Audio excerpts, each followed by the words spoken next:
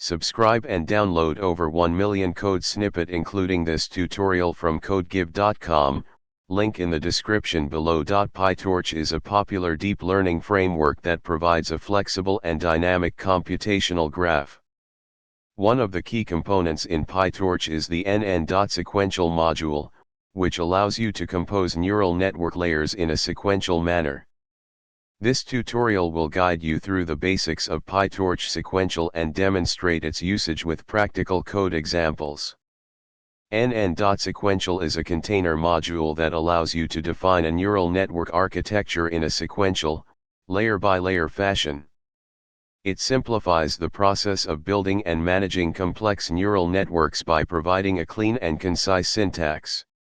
To use nn.Sequential, you can pass a sequence of layers as arguments when creating an instance of the class. Each layer is added in the order it appears, forming the sequential structure. Let's create a simple neural network using nn.Sequential. In this example, you can access individual layers within the nn.Sequential model using the index notation. nn.Sequential can also be used to define custom sequential models by subclassing it. This is useful when you need to implement more complex architectures.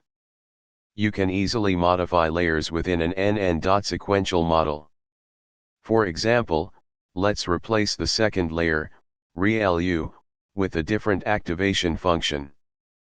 After creating the model, you can train it using standard PyTorch procedures, such as defining a loss function, selecting an optimizer, and running training loops.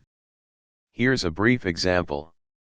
In this tutorial, we covered the basics of PyTorch Sequential and demonstrated how to create, access, and modify sequential models using nn.Sequential.